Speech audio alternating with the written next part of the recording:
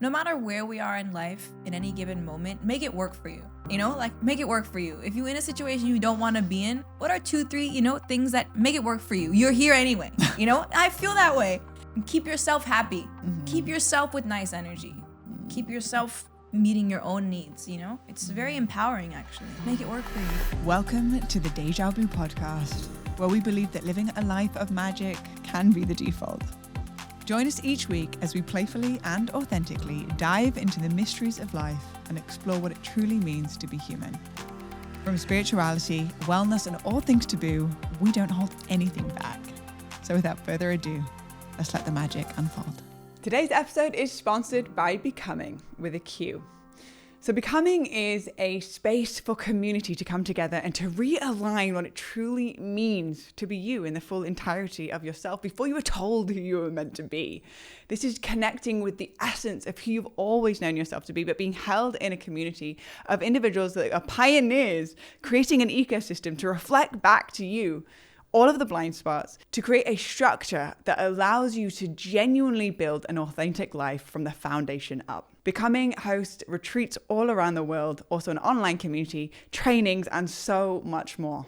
I truly believe in Becoming with my whole heart and soul because I have had the blessing to be able to walk very intimately with the founders of Becoming, Benjamin and Azra, who have single-handedly changed the entire course of my life, aligning me with the prosperity that I have always known is possible, but have never been reflected it through my immediate environment until meeting them. It is truly an honor, and I am so excited that the Deja Blu podcast is partnering with Becoming because it is a place that all of the information that can be absorbed from the Deja Blu podcast can actually be put into real, tangible action steps and allow you to build a life from the inside out that actually resonates with your own heart frequency of truth. The next offering for Becoming is a 4-week online program called Becoming Prosperous, aligning ourselves from the inside out with a truly prosperous life and actually learning to understand what prosperity really even means. It goes so far beyond just our finances, truly recognizing that prosperity lives within our immediate friends, how we serve our community, our service to the world, our relationship with our finances, our relationship with our body, our relationship with the earth, and recognizing that how we do anything is how we do everything. And so this 4-week course is going to be breaking it down right to the bare basics and allowing ourselves to rebuild a life of true prosperity. So if you want more information about it, go check out the link in the show notes. And without further ado, welcome to today's episode. Hello, you beautiful humans, and welcome back to another episode of the Deja Blu podcast. Today was, in my head, meant to look completely different. We had a podcast that was scheduled with somebody else who last minute fell sick. And so opened up this slot. And then right in front of my altar, I was sitting down, I was doing a meditation, and this delightful human's essence is like an aroma that just like comes into my psychic field and into my presence and into my moment. And she just filled my heart. And I thought, okay, make a mental note. I'm going to reach out to her. And then before I know it, within 24 hours, and her name pops up on my screen. And I was like, okay, of course, telepathy only works if both people are picking up the telepathic message. Because I could be like calling people all day and be like, hey, where are you? What's up? And then like not answering the phone. However, Kiran Gandhi's third iPhone seems to never be on airplane mode. So she felt the call. She called me back. It got actually anchored it in the 3D. Between like 3 messages we'd already locked in, her coming on the podcast, and within 48 hours, or 24 hours, we managed to make this happen. And so as a personal introduction to this majestic human who you're going to learn a little bit more about if you haven't been exposed to her fluorescent frequency up to this point, she's one of those individuals that has come into my life. And I remember thinking when I first met you, oh, she's cool. Like, I kind of really want to be friends with her. And I was like kind of nervous actually. and I think we were out at a restaurant when was that right? Plant. Huh? Venice Abbott Kinney Plant. Plant Food and Wine. Mm-hmm. When we first met. And there was a demeanor, embodied essence of effortless dare I say, swag, that was emanating from you, and also a genuine curiosity. I'm always super drawn towards individuals that are interested people, right? We have two different ways. Well we have said. interesting people, Yes, and interested people. I love that you just said this because I don't want to go somewhere that I'm not interested. It's just such a no. It's such a no. I love this concept. So if we're interested, show up and, be open. Wow. Well, you were an interested person, which is Yes. super magnetizing towards me because you're actually a very interesting person. So you could speak about yourself all day and it would still be interesting. However, the magnetism is activated when you become an interested person, no matter how interesting you are. Wow. And you were interested, and I felt seen and acknowledged and loved, and the conversation was really beautiful and rich. And I just remember planting the seed of like, oh, I definitely want to hang out with him more. And then after that, I then got to be exposed to your music and what you're doing in the world. You're in motivational speaking on different TED platforms, and the different, all of the travel from around the world, how you are a voice for the voiceless, how you help continue to utilize your platform to bring a more of an equality onto the planet. And it has been an absolute blessing from the moment that I've met you just to continue to witness your path and your journey. And so the fact that this is effortlessly just slipped in, like right from the gods and the goddesses themselves, is like, of course. So here we are, everybody. We have Madame Gandhi in the house. Blue, my sister, you're such a blessing. You're such a blessing. Your leadership, do I get to introduce you even though everyone knows who you are? Please let me. You're such a blessing. You're thoughtful, sincere, intelligent, pure, spiritual, constantly wanting to evolve and grow and embody that so that others feel like that is accessible to them as well. Instagram knows I love you because every time I open my phone, they're like, yeah, don't worry. Blue's got another clip of her podcast ready for you. I meet incredible people through your podcast, which I love. I love the deep questions that you're asking. I love that you're focused on spirituality as an access point to human improvement and human flourishing. May we all flourish on this planet rather than merely trying to keep it together, When you talked about the effortlessness with which our moment now came together, one thing I've been thinking a lot about is that the more frequently we experience ease of connection, ease of flow, the more we optimize for that being the new norm. Because when we're used to things feeling difficult, then we accept it as it is. We say, okay, no, life is difficult. Life is meant to be this way. But the more we experience these glimmers of things being effortless, when we move with calm confidence, with purity, with peace, then that becomes the new norm. If it feels chaotic, we don't want it anymore. It's a no. I'd rather stay at home and sleep early and drink water, Yeah, truly. I'm always dehydrated. This is a constant feedback I get. I go to the dermatologist. They're like, you're dehydrated. I go to work out. They're like, you're dehydrated. I was like, man, I stay drinking water. But anyway, just being playful. So I think, when I think of you, I think of this wisdom energy, this high priestess energy. So in our sisterhood, in our queendom, I'm so thrilled to sit down with you. Oh, thank you. Making me cry already. A Pisces and a Scorpio. Yeah, I know, right? 5 planets, babe. I'm like, in the fields. Like I'm in the core of it, like with a tissue. It's beautiful. All right, so where to start? Because this is the first time you've been on the podcast and definitely not the last time, I would love to introduce you and a little bit of your background to the audience to be able to get a little bit of context so then understand what it is that you've actually aligned with your dharma in this life and how you are impacting others through your service and ultimately your highest joy and your greatest expression, of course.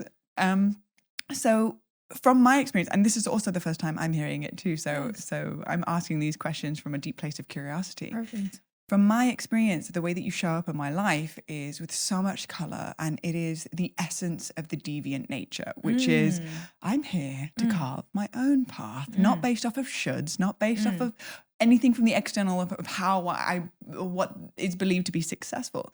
However, you have carved your own unique frequency, and it's actually your uniqueness that I find to be your superpower. It's that magnetic quality. So I would love to hear a little bit more about your journey around becoming, or essentially unbecoming, everything that you were told to be, specifically from cultural background, and how you have carved out this uniqueness that is actually allowed your magnetism to draw in, for example, this podcast today. Wow. What a great question. What a blessing. Exactly 10 years ago, in 2013, I was asked this same question. And the only way I could think about it and answer it was living moment to moment, truly living moment to moment. And when we say yes to something, may it be such a vibrant, eye-opening, alive, full of life force energy, yes, that when we show up, we notice the infinite potential and possibilities around us. And in 2013 in Brooklyn, I gave my first TEDx talk. I was 24 years old. I was juggling going to Harvard Business School while simultaneously being the tour drummer for MIA, who sings Paper Planes, my favorite artist. And I was asked over and over again, how are you balancing these two very rigorous career experiences? And I didn't have a logistical or professional answer. My answer was merely spiritual. And it really was this feeling of atomic living, living moment to moment, living in the moment, and living with full vibrancy, presence of awareness, no diluted awareness, full presence. Even if you think of small children, what do they want most from their parents? Mom, did you see my cartwheel? Dad, did you see my backflip? Hey, did you see I got an A in school? Hey, come, did you see? Presence of awareness and full attention. This is love. That's the first thing you said to me. You said the greatest gift, Kiran, you can bring is your full presence of awareness. To this day, that is what I have noticed when I'm operating at a high level, is when I'm fully there. Of course, we talk every day, be present, don't be on Instagram, don't be on your phone, this and that.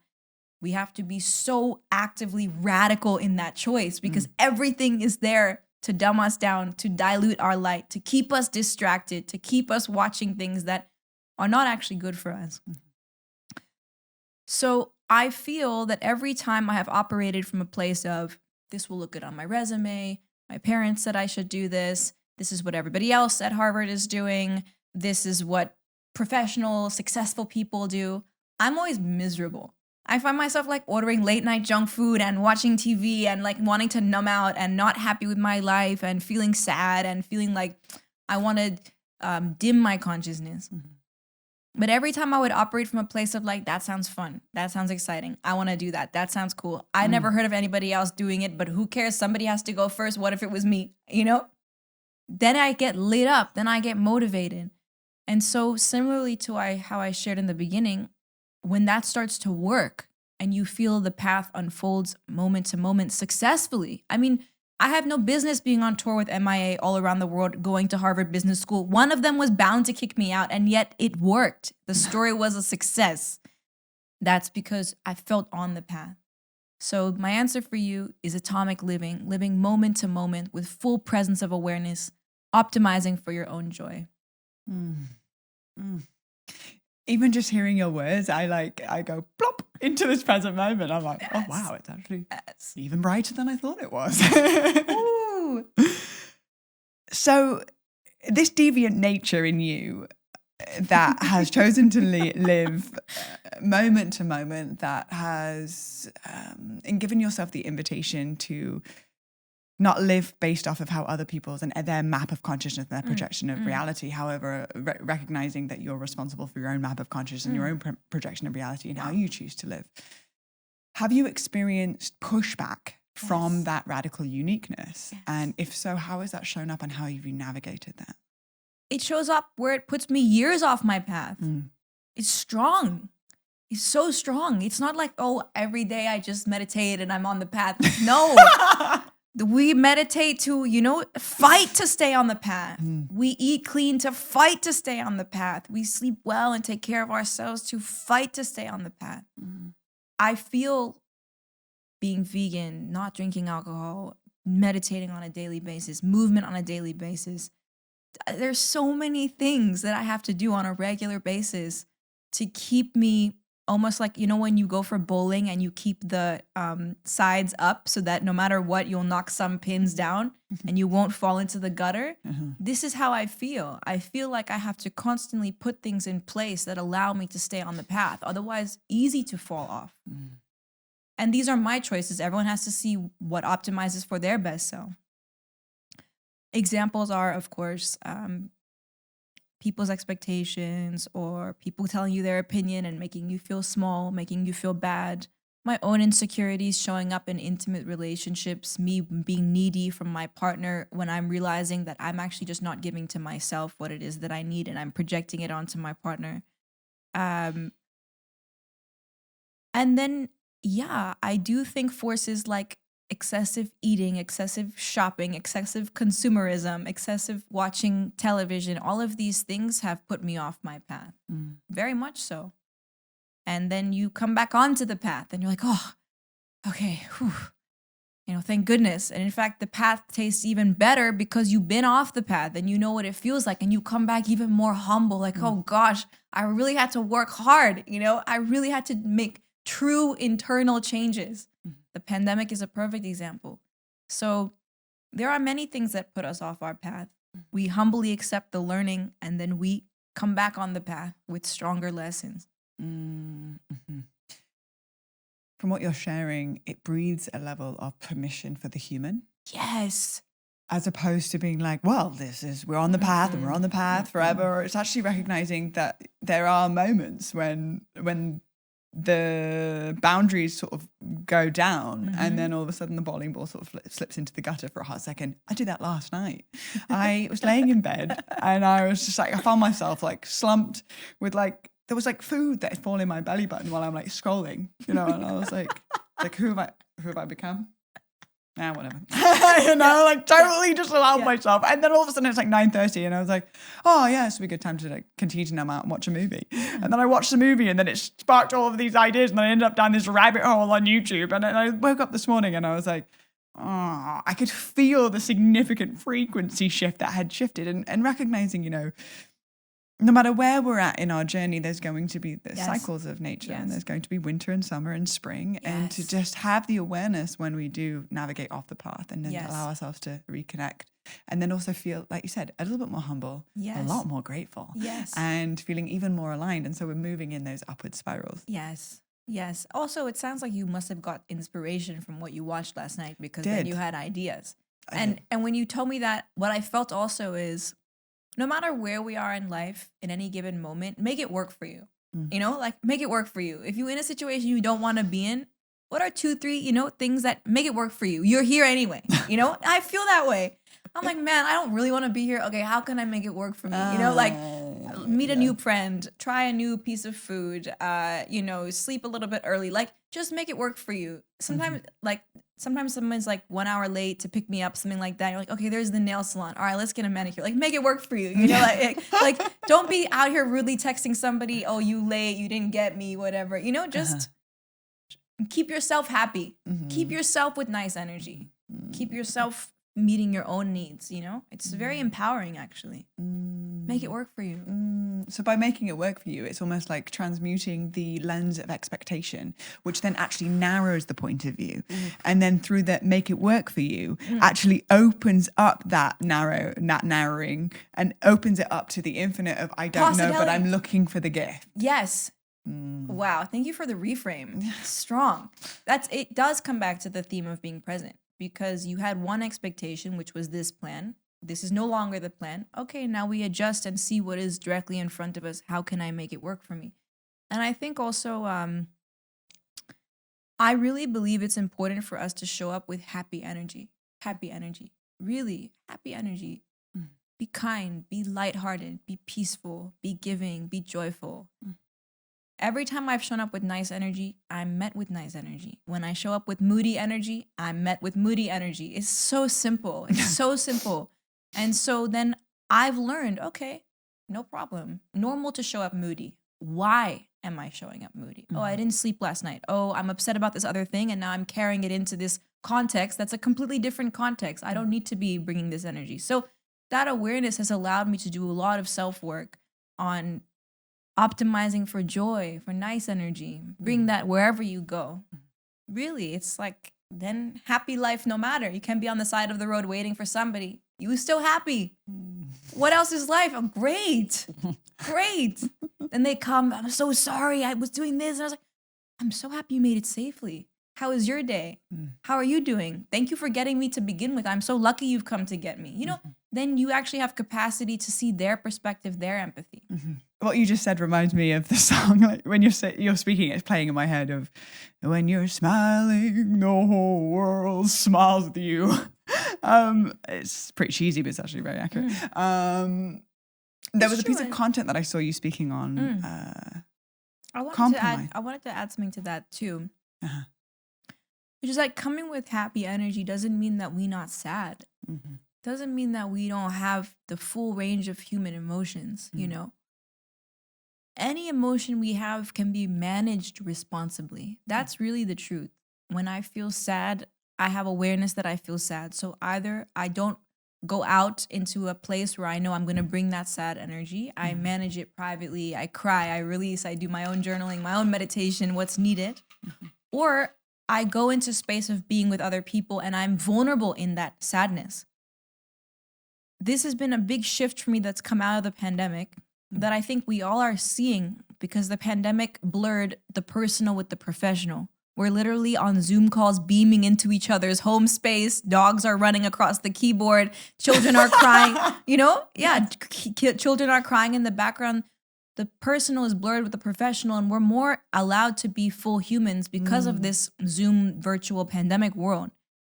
And so I remember having a meeting just last week in London, and I was feeling very sad that morning. I wanted to cancel because I felt like my energy was sad energy. Instead, I showed up. I was moody to the waiter.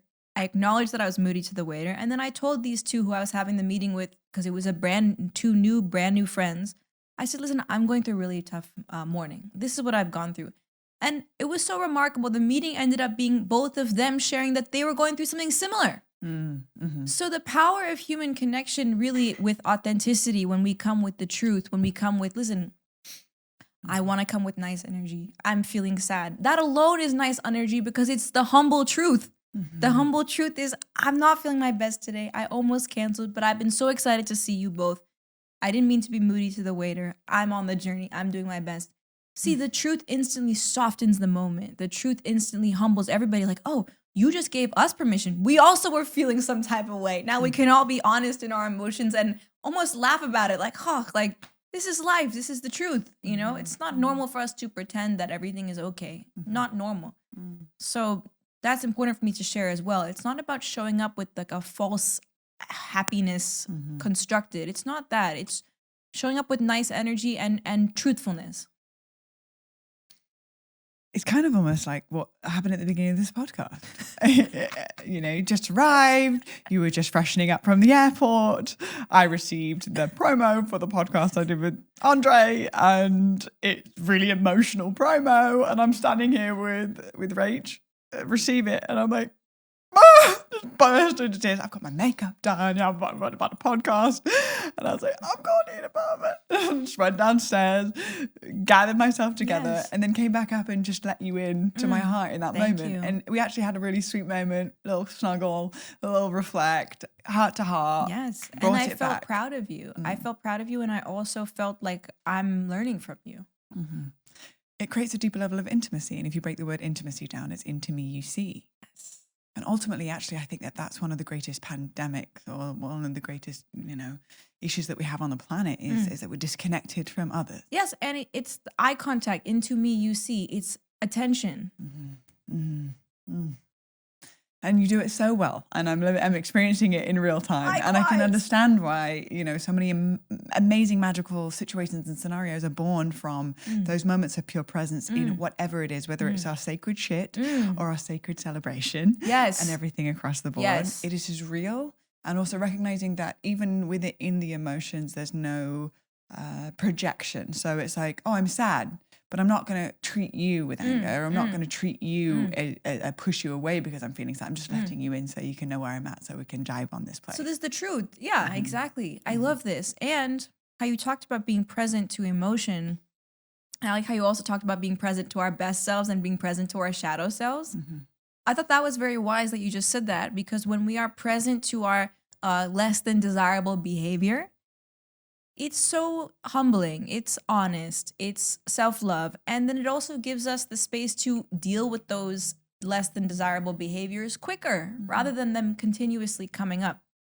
And I think one of the things that helped me a lot was letting go of alcohol fully, like after the pandemic, past couple of years, because then you have no escape from darker emotions. You just have to deal with it. You just have to show up. Now, everyone has their way. For me, that felt like an act of bravery for myself. It felt like you can't just go and have a delicious craft beer down the street, LA style. You know, you have to really sit in it and deal with it and say, what is this tragedy of emotion that you're feeling? Otherwise, it will keep coming up in each relationship, keep coming up in each dynamic. Be so brave as to deal with it. Like, wow, didn't know I could walk with this lightness. I'm so used to the heaviness, you know? I didn't know things could be lighter. So it's fun to, as you're saying, give attention to both the best version of ourselves and the versions that need some development. So when your sacred shit presents itself and you say, you know, deal with it, what are your action steps around allowing it to breathe in a way that sinks you deeper into it as opposed to numbs you away from it and therefore takes you further away from your joy? I love this. You know, the first thing that came to mind authentically was the partnership that I've been in.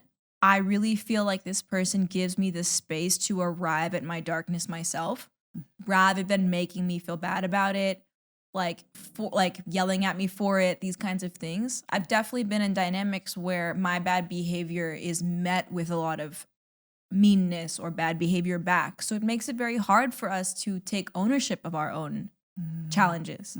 But when someone lovingly gives you the space to say, okay, you know, they may know that it's you, but they're not making you feel bad about it. You know, they're saying, yeah, let's take some space. Let's take a moment. Let's come to our own awareness.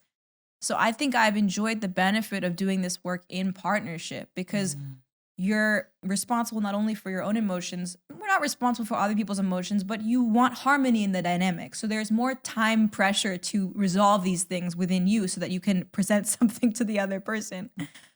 So that's been a big one.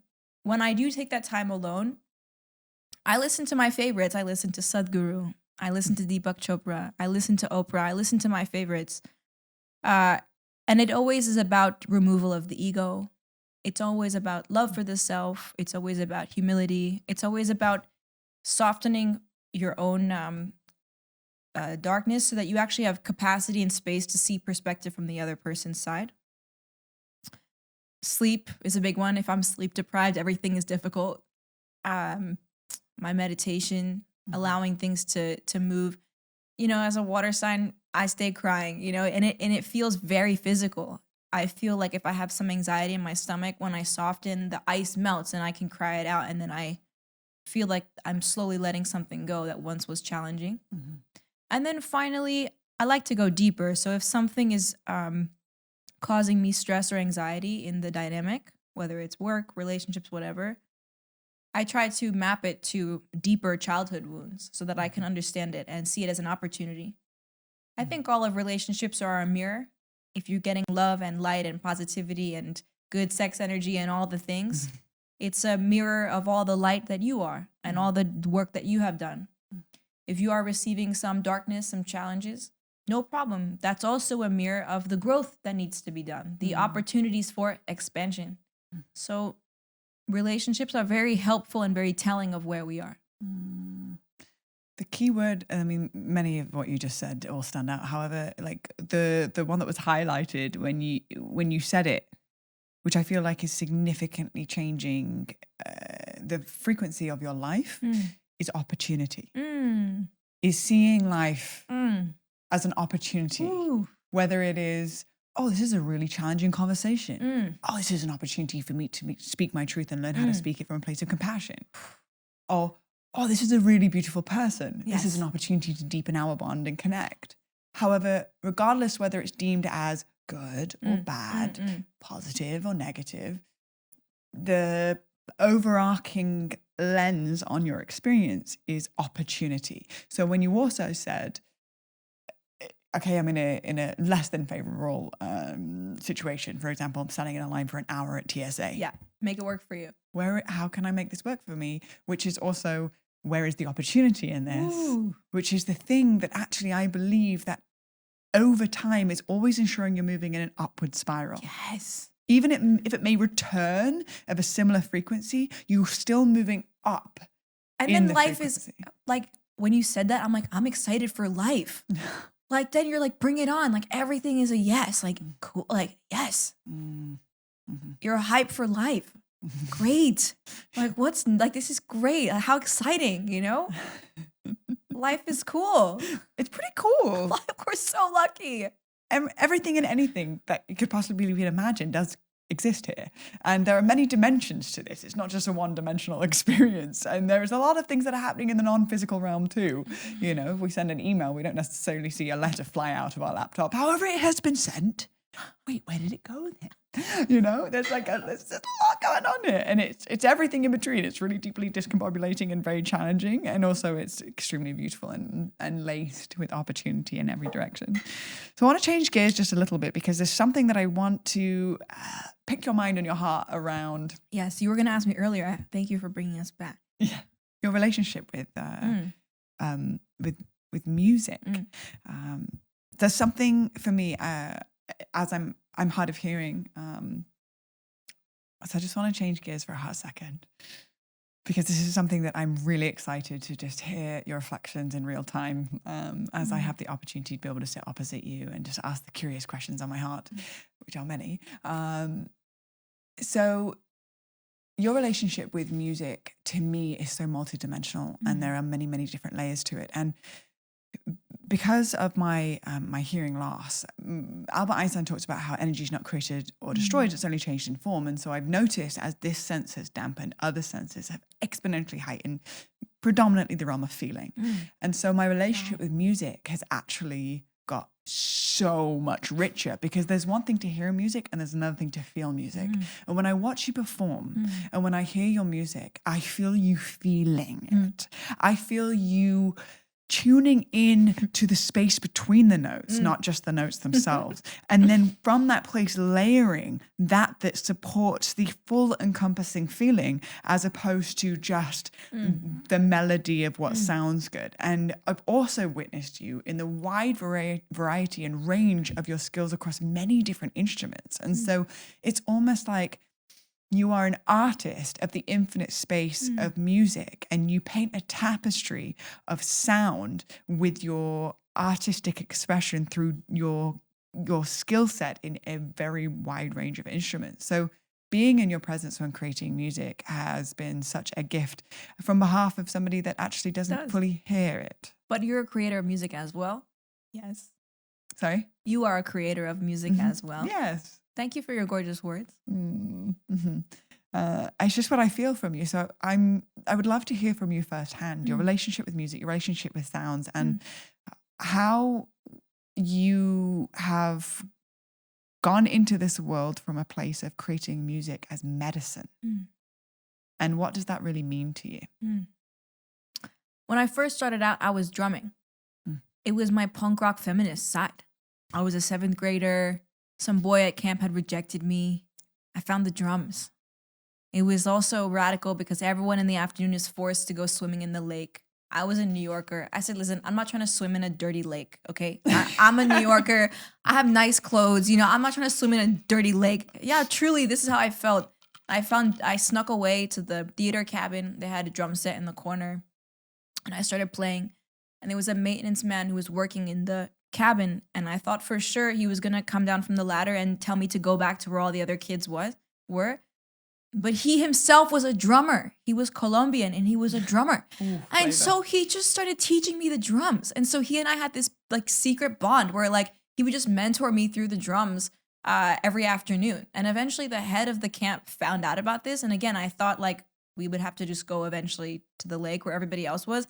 But he made it a whole story. He's like, see, here at this camp in Maine, you can become anything you want. Like he just like, again, he made it work for him. Like he made the narrative work for him. So I was very supported in my journey as a drummer. I think people could see I felt very beloved towards my drums, and I was good at it. So that was my first ever connection with music, really. I was always dancing and piano lessons here or there, but drums really were my own.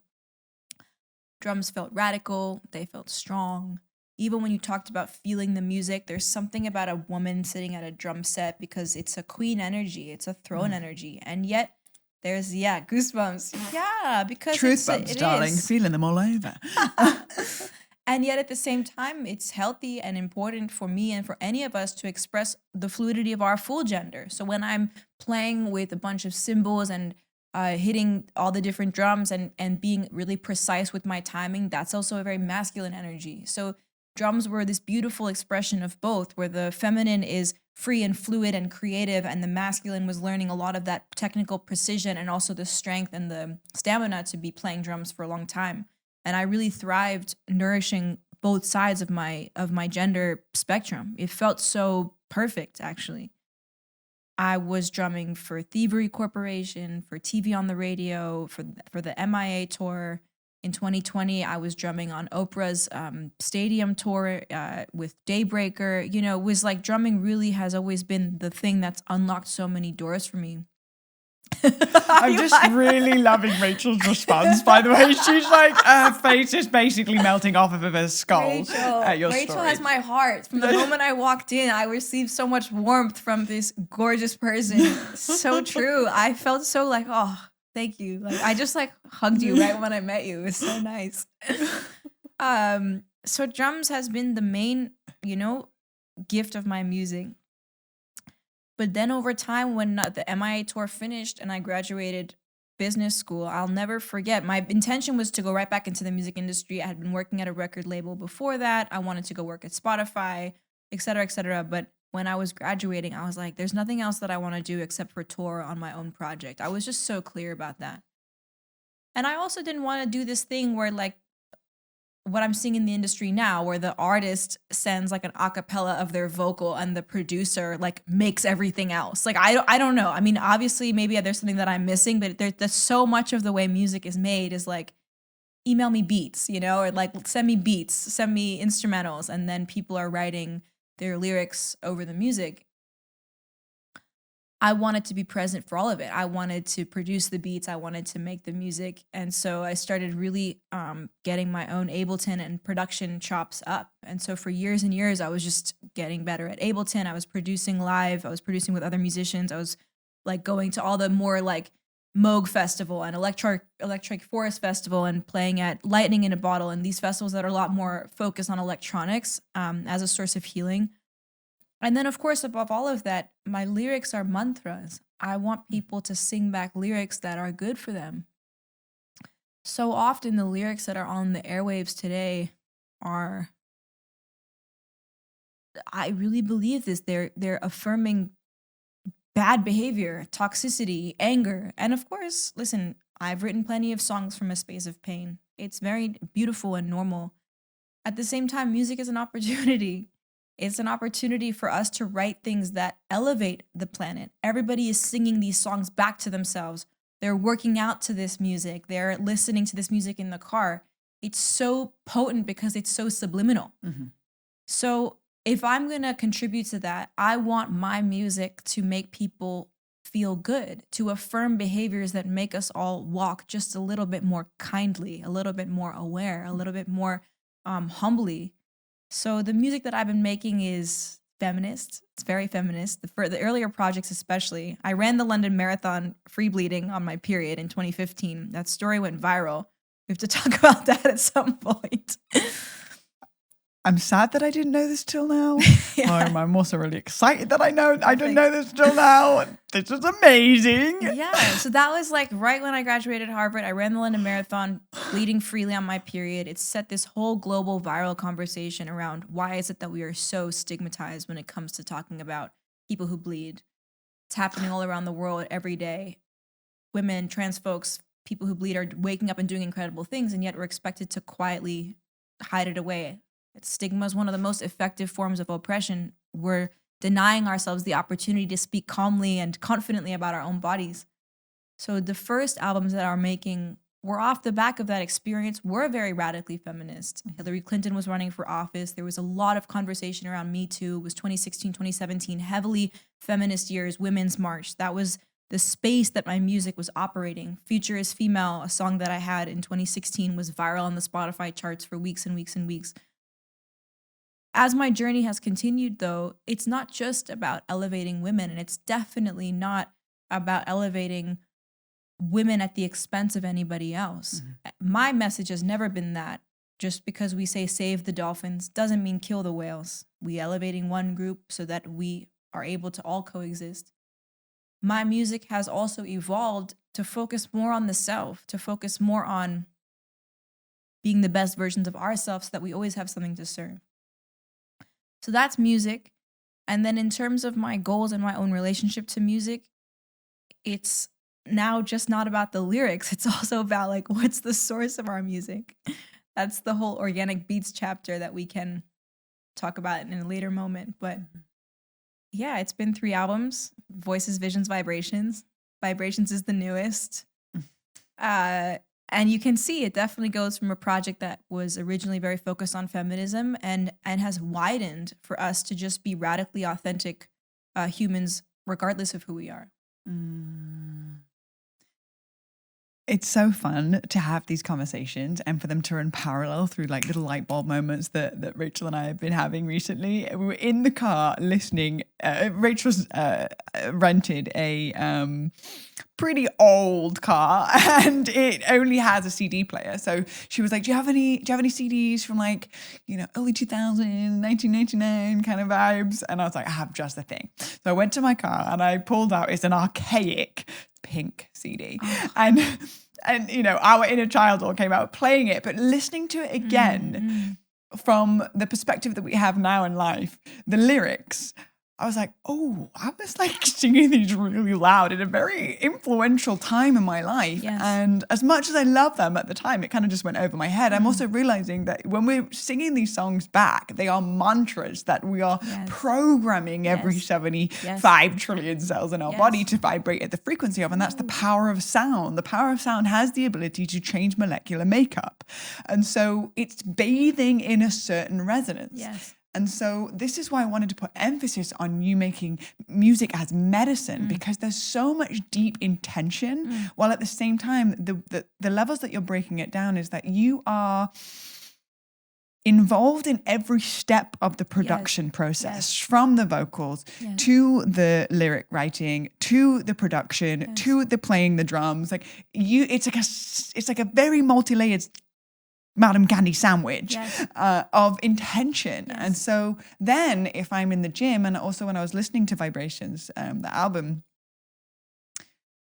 it's like a mantra. It's the affirmations, but done in a way that's super catchy, just like those pop songs, from Pink that were really catchy. That's what made them really fun. Yes. And it's like, oh, the chorus is super catchy. However, what I've loved about your music is you've brought the catchiness, you've also brought the intention, you've brought the many, many, many different layers that then allows us to receive it from a place of music as medicine, as opposed to ultimately the opposite, which could be more so numbing or not aligning with what it is that we're actually truly calling in. Yes. And so it's so important, and you're doing it, and it's Thank you. and you're making it. It reminds me of the quote from Tony Cade Bambara from the Black Panthers that said it's the artist's responsibility to make the revolution irresistible. Yes. You're making it irresistible, darling. Yes. Amen to that. And every generation, the human DNA is evolving towards greater consciousness. If you look at who we were thousands and thousands of years ago, we were doing barbaric things to each other. You can argue that we're still doing that. I used to teach DJing to incarcerated youth in the prison system. So there is a lot of work that our consciousness has yet to evolve forward, and we are all doing our part. We can always do more, but I do genuinely think that the artists and the dreamers are creating the world we wished we lived in, because we are imagining something that doesn't already exist. We are designing it. Music videos are a huge space for me to be able to do that as well. I love making music videos. That might be because I'm a product of the 90s, as I'm sure you are as well, but music videos. I wanted to share with you that in 2018, your work is very near and dear to my heart as well. My grandmother is hard of hearing. And in 2018, I did a TED main stage talk with a very well-known ASL sign language interpreter named Amber. And her mission is to interpret music. And so she designed a system that teaches people how to interpret the drums, the bass, the synths, and the top line lyrics. And so I just spoke about how it's very ironic that for me personally, my music was inclusive in so many different ways, and yet the very medium of music can be less inclusive to folks who have challenges hearing. Mm-hmm. Of course, folks are resilient. Folks who are differently abled are resilient. You talked about your feeling was even bigger as a result of not being able to hear certain things. It's very profound. But when I performed, she interpreted the lyrics and the sax and the different levels of my music live. And I think what's just really cool is that the more we talk about these different issues and experiences and the more we bravely share, the more we quickly design solutions to them. Humans are amazing. We're like, oh, I didn't even know this was an issue. Let's rise to the occasion and solve this problem. So if there's one thing someone takes away from this podcast, though I hope there's many, it's like, go first. Own your voice. Say what is difficult. Say what is challenging. Say what is honest. We are all making the world better by speaking our truth. Yes. It really touches my heart that you stood on the main stage at TED and gave a talk about the importance of this, because that is a level of empathy that is extremely rare for me to come across in the sense of my own personal experience around relating to music. And the fact that you have placed your intention in such a densely focused way on the TED stage, which is just a big deal. Like, you could choose any topic to talk about, and the fact that that was the topic that you chose is really fascinating to me, because usually it's those that are experiencing a loss of hearing to even think about it, because even friends that have been friends with me for many years forget, because they don't experience it themselves. And so it's so easy, because it's an invisible challenge, that then it's just easy to kind of brush aside that doesn't happen, even though for hard of hearing individuals, it's a daily, hourly, minute reality of constantly trying or striving to hear what is going on in the space. And the fact that you as a musician have allowed your empathy to breach into waters in which you're not physically experiencing and yet feel is so rare and such a breath of fresh air. And I'm definitely going to watch that. Rach, make a note in the to-do list. So I just personally want to say thank you. It's very kind of you to say that. Thank you. What was your inspiration to even spark that conversation? I think it was truly the light bulb of we all think we're doing our best on the journey, and then you are shown there's always more work to be done. My music and my lyrics are very radical. They're fighting for human rights, for inclusivity, and yet it was quite an obvious blind spot that music itself, by the nature of it being an audible medium, excludes people who can't hear. So it felt like a responsible talk. On a greater perspective, I'm happy that you're talking about empathy, because one thing I'm seeing a lot in the culture today is this notion of canceling somebody, cancel culture. And I think that we as a human species must allow for space for true healing, sincere healing, and the space for growth. Now, many people, they've shown over and over again their inability to do better, their inability to grow. They show darkness and they show habitual darkness. So I think it's very important that we as a culture boycott the products of people who have harmed others. Absolutely. At the same time, do we want to live in a world where someone makes a mistake once, twice, 2 times, 3 times, and we just stop their career? Or do we want to live in a world where we all do better?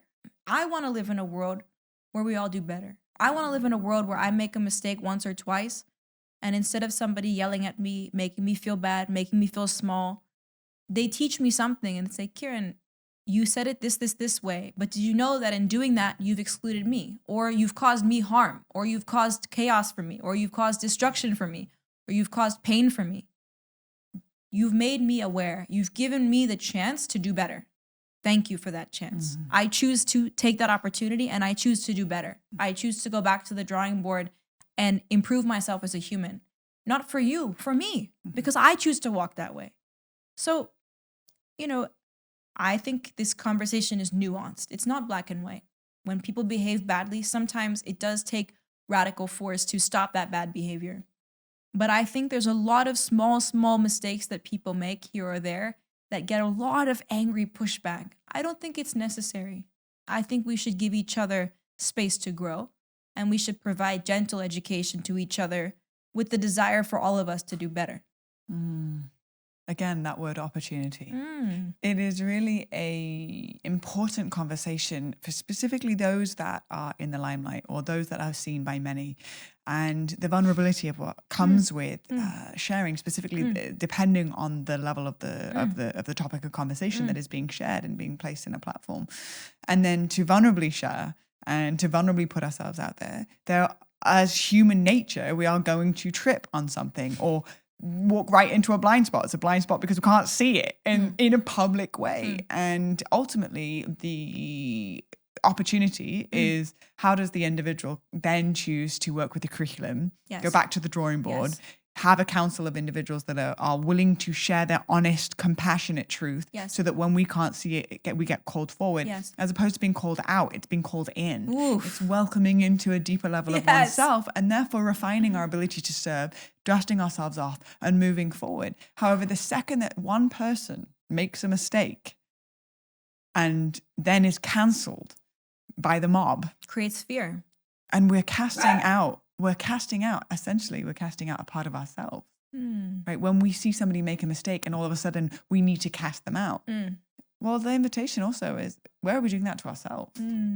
Wow. Where is this person on the public platform that is a direct relation to a part of my own consciousness that when I make a mistake, I shame myself, I guilt myself, I put myself in a cave, and I tell myself, until this is better, you can't go back out into the world. So ultimately, it's the micro and the macro, right? If we're cancelling others because of one mistake, two mistakes, even three mistakes, whatever, how are we cancelling ourselves? And that's actually a deeper inquiry that we can take the responsibility of, because every single day people are waking up and thinking, oh, what can I be offended about today on Instagram? Well, let's cancel this person. But not taking the time to actually check in with themselves and going, hey, where am I actually cancelling myself? Wow. This is profound. This is exactly right. I'm so happy you framed it that way. Anytime I feel an extreme feeling externally, especially one of hatred, it's so true. It's just showing us imbalance and negative energy within ourselves. So I like that you're also looking at cancel culture as a reflection of work that we individually are not doing. It's so easy to be like, oh, unfollow. It's so easy to experience a negative interaction and then go and complain with your friends privately. But this doesn't change the planet, and we will continue complaining. We will continue unfollowing people. It doesn't make the planet better. What makes the planet better is bravery, is honesty, is integrity. We're also afraid to have real conversations, but for me, it's like, what's the worst that can happen? I also like that you're talking about anything that happens externally as a reflection of what's happening within the self. Especially with cancel culture, about how that if we cancel somebody else, we're canceling a part of ourselves. I think that if we have strong ability to forgive ourselves, then we have strong ability to forgive others. That's what came up for me when you shared that.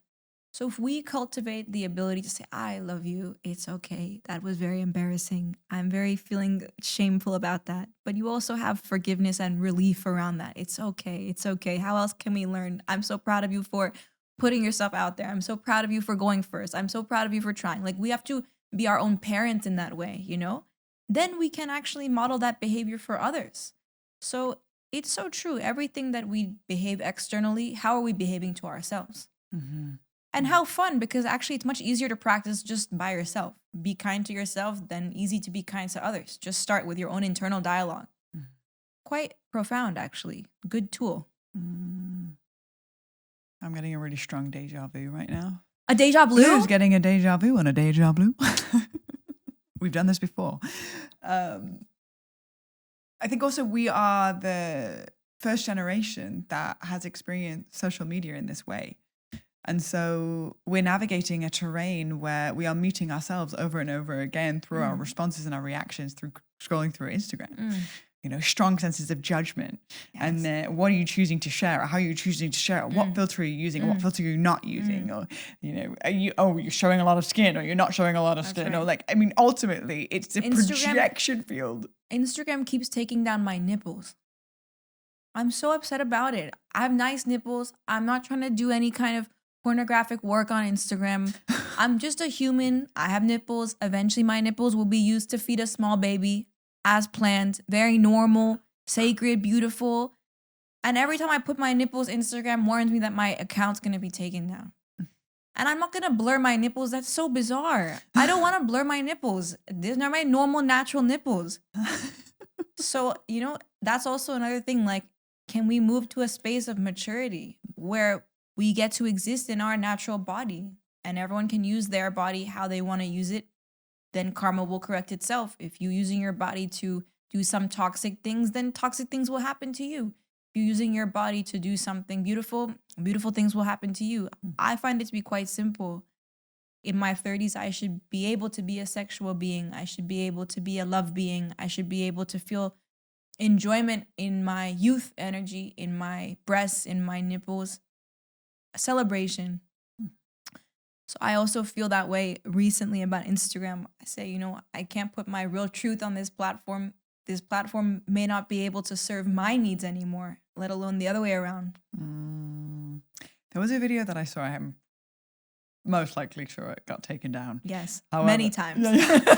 However, I remember seeing it and I don't remember where I was. All I remember is the feeling that it evoked within me. And it was a video of you in Antarctica, kidding off completely naked and jumping in the freezing waters. And the video is you completely naked. And I remember thinking, oh my gosh, this woman is a legend. Like the level of claiming and empowerment and validation that was actually giving you from the inside out as opposed to from the outside in, because there's an energetics with nudity. And there is I'm doing this to grasp your attention as like what we call a thirst trap. Of course. And then there's a empowerment 100. of this is my body and this is my skin. Yes. And the what was emanating from your video, the level of empowerment of going, I'm going to go against all your guidelines and I'm going to bring this piece of empowerment in my raw beauty and jump in the ice cold water of Antarctica. Can you tell me a little bit behind that video? Of course. It was so important.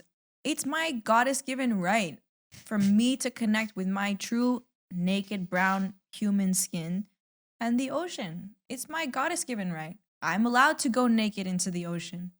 And if I want to use technology to share this experience with those who love me and follow my work, it's also my right. It's my choice.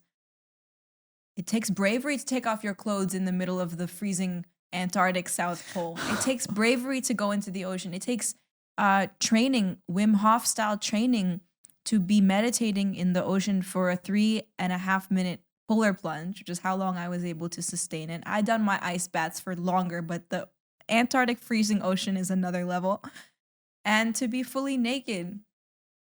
And I knew my intention with posting that video. My intention with that video is not to invite someone to come and fuck me. It's not to make an ex jealous. It's not to invite somebody into my sex energy. No. It's my goddess given right for me to connect bravely with the ocean, to surrender, to feel bathed, to feel replenished, and also to have goddess warrior strength to meditate for 3.5 minutes with your nipples and your booty freezing in the ocean and come out to tell the story. Yes, it's bravery. It's raw. It's goddess energy. And the earth is better for it. Mm-hmm. I am better for it and the earth is better for it. It's one. So I had to share that video. And of course it got taken down. Then I put it again, got taken down. Then I got put it again. So my friends are my management's just blur your booty, blur your pussy, blur your nipples. I said, then just blur the whole video. This doesn't make sense. I'm not participating in that. If it has to come down, it has to come down. I put it again. I put it. Then feminist.com put it. Then other people were putting it. I said, listen, I don't feel like this and also it was such a beautifully blessed video because there was no perverted people are so afraid oh, but what about the perverted people on the internet? It's but the energy was so clear. Like, I'm the boss. Like, there's no confusion here. People self-regulated their bad behavior. There was not one disgusting comment on any of the videos that were posted. It was so clear. And so that's why everything that we're sharing on this podcast is so important, because where is your attention going? What is your intention, you know? And I was very clear in my intention, because that moment was sacred, it was important, and it took strength. Exactly how I received it. And I was so inspired. I could feel the innocence, the purity of the intention, in the sense of the innocence of the naked body in general. I also really appreciated that you had a full bush. Like, I was like, yes, you know, because even just with toxic pornography culture of the acceptable woman's pussy is completely bald. And, you know, we all have our preferences. I'm not referencing that there's a wrong and a right in this. However, there's more courage, not only just even within intimate partnership of having a bush and being like, hey, this is what I'm actually working with. But to be a video of you completely naked in freezing temperatures with a bush fully out, jumping in the water, everything about it, from the detail, whether it was the nipples out, the bush, the water, the facial expression, the innocence and the energetics of it. It felt playful. It didn't even feel deep. Like, it was deep and also like playful. Exactly. I think that's key for anything that we do. It's playful, because then that moment is finished, and then we move on. It was just like the marathon, free bleeding at the marathon. It's like a little like women are awesome. Like, people who bleed are awesome. Like there's no confusion. No confusion. Look at the incredible things that we can do. We can run marathons. We can survive in the freezing ocean naked. No problem. You know, then the more we do this kind of like strong bravery, the more all this other like bullshit, it's like junk food. You taste the real thing. You don't want the junk food anymore.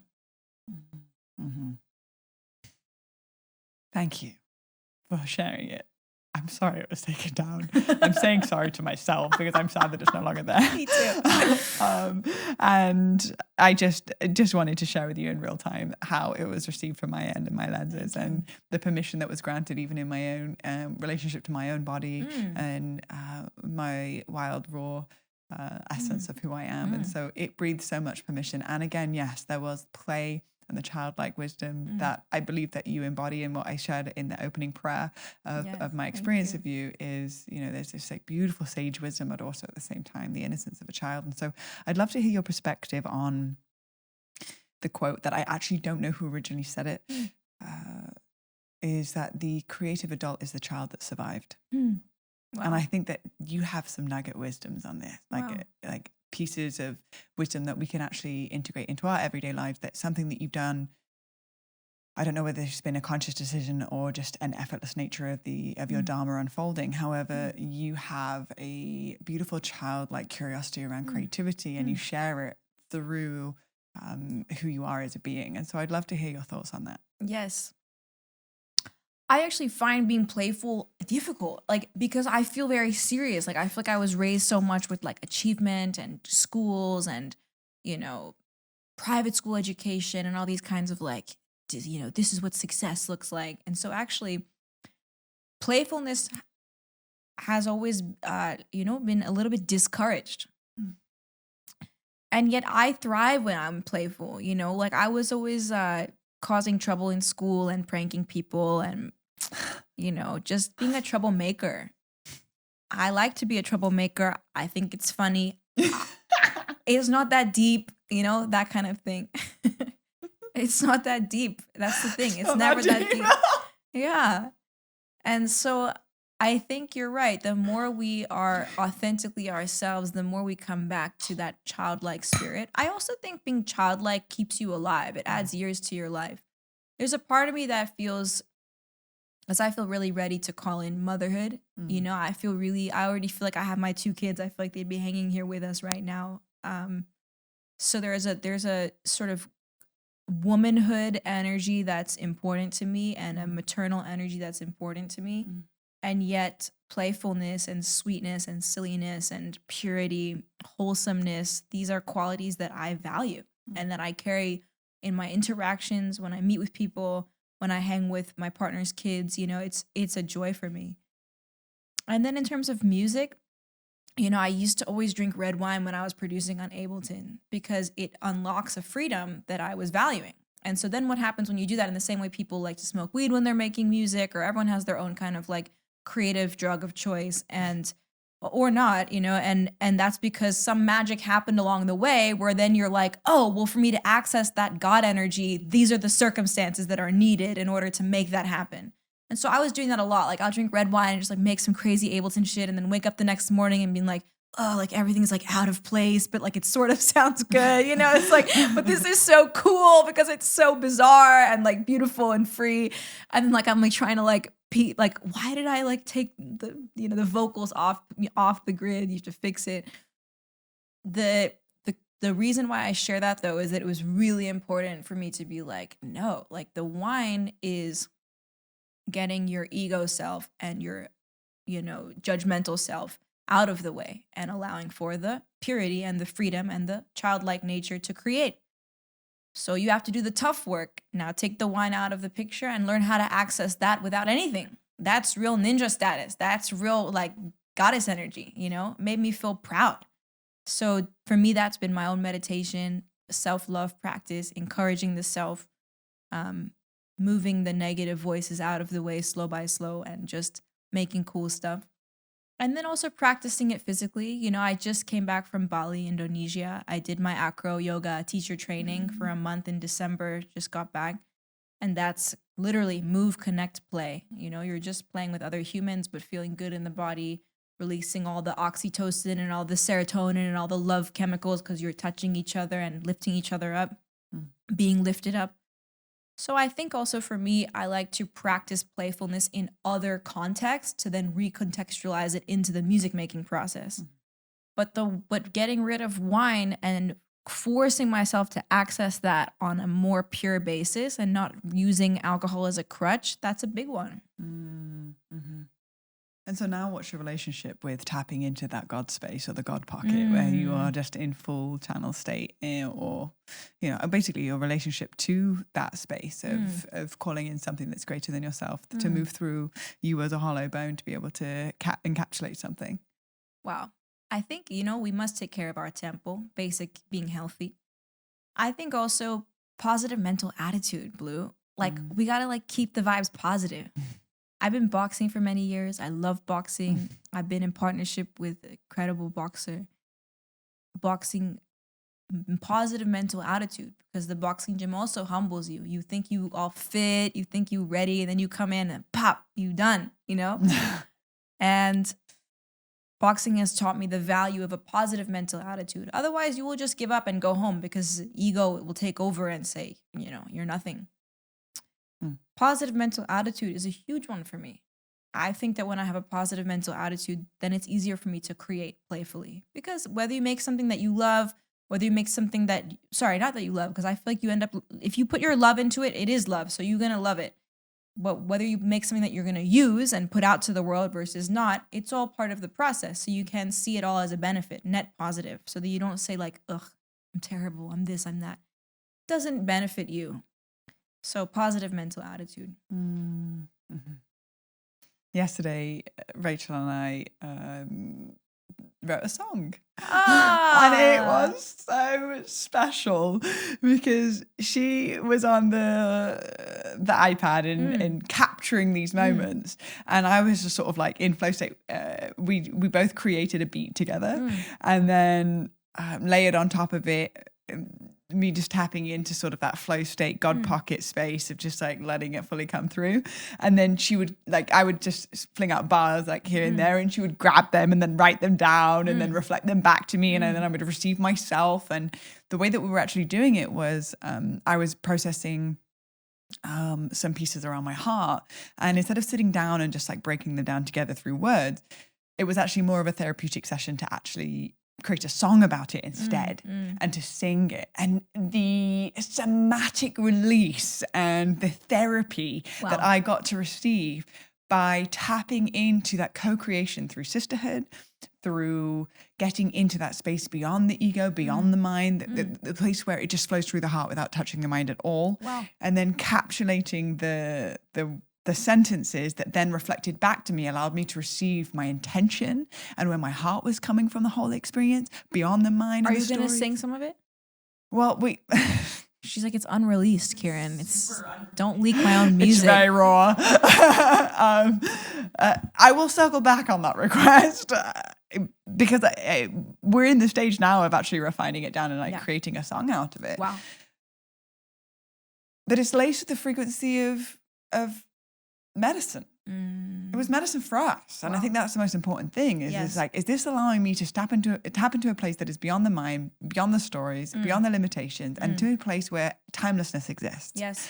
And from that place of timelessness,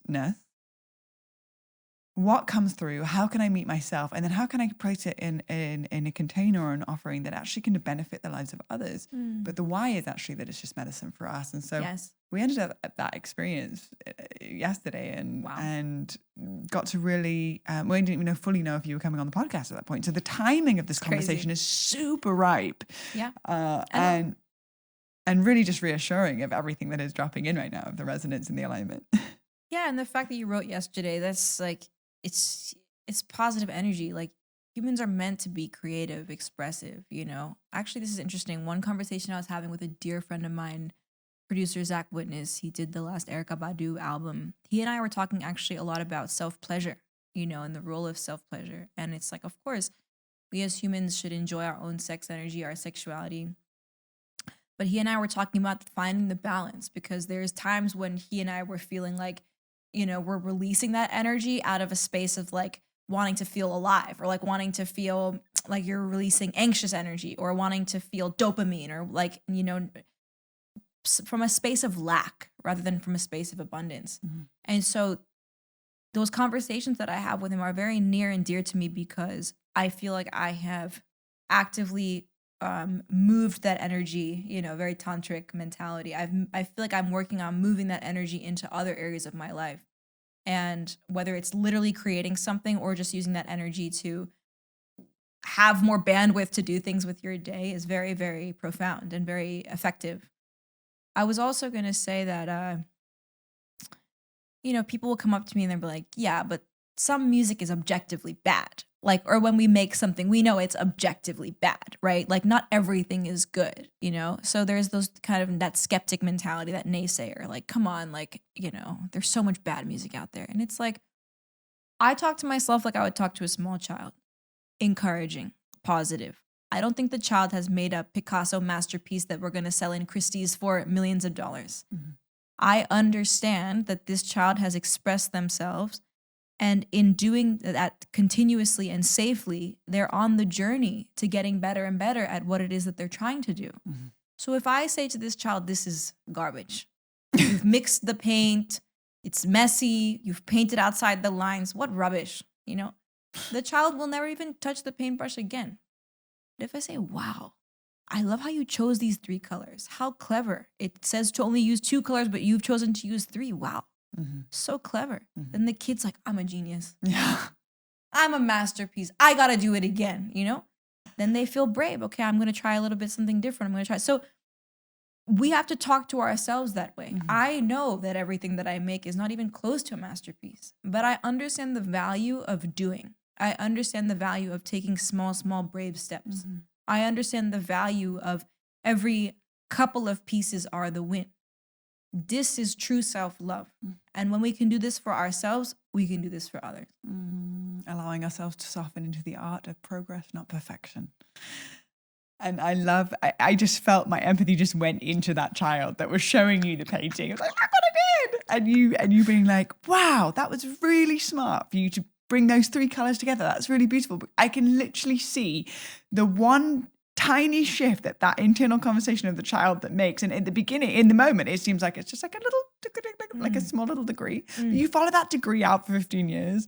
All of a sudden, you know, 20 years later, that child is a world-renowned mural artist that is traveling all over the world and being paid $500,000 per mural. because of that seed that was planted and the responsibility of an adult that recognizes that there is no wrong in creativity. That is beauty. And that is going to be one of the many reasons why you're going to be an epic mother.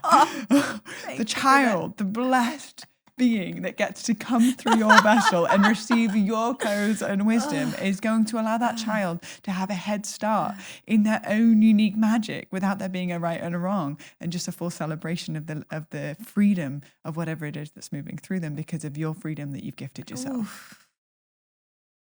Thank you for blessing me with that. Whenever I think of this baby that's coming, I feel like, oh gosh, I'm so excited. I'm so humbled. Yeah. I already love them so much. Fuck. I feel you. They're like, Mom, why are you always crying? Yeah. Damn. Like, my heart. Yeah, it's deep. It has been such a gift to have you on the podcast today. I've learned so much more about you, and ultimately also we were going to have a catch up, and we hadn't had the catch up. It was just saying like, let's just have a catch up and record it. Yeah. This is perfect. And I've been able to have this time to be able to just get to know you a little bit more, and to have a more context of what you've done, where you've been, the journey that you've embarked on, what you've extracted from it, the wisdom that you've cultivated, how you create, and the permission also that you can give to all of us, that recognizing we're all artists in our own way. We have different ways of outlets, but we're all creative beings. Yes. And when we were a soul, we didn't have a physical body to create with. Yes. And so we're like, let's go to that earth, because then I can have a physical body so we can actually create things. I can turn a non-physical thing, a thought, into a physical thing because I have a body. Wow. And so I have an opportunity to be able to utilize this life as my canvas. And you are the living expression of that. So thank you. What a gift. Thank you. For those that are new to your journey and would love to continue to find you and follow you and all of the things, how can they connect with you? Yes, I really want them to go and listen to the music. Apple Music, Spotify, all the places. Madame Gandhi, and the recent project is called Vibrations. And then, of course, Instagram and all the social media is Madame Gandhi. Mm-hmm. Everyone spells Gandhi wrong. It's like Gandhi. The H is at the end. Uh-huh. Yeah. Mm-hmm. Perfect.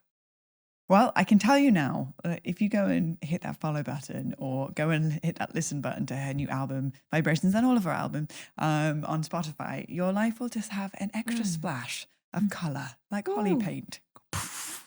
That's what you are. Yes. You are like Holly paint. Thank and you. It's like, and it's all bright. It makes people super happy. Happy, yeah. Childlike. Yeah, Wow. exactly. I feel so seen, Blue. Thank you. Love you. Thank you for holding space. Thank you for these gorgeous spiritual conversations. Namaste. Thank you. Such a gift. Thank you.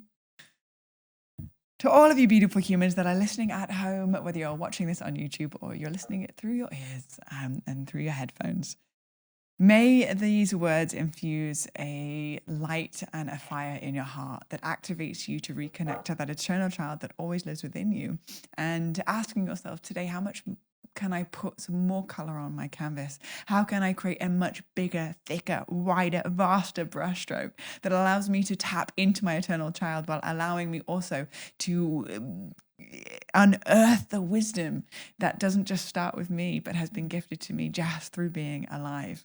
Recognizing everything that is shared today also lives within you, and it exists on the other side of I can and I am. So may all of the permission be granted into your days, and may you be activated in your heart in ways that serves the whole collective to return balance, equilibrium, creativity, and unity to the whole. Sending you so much love, and see you next week on the Deja Blu Podcast. Blessings.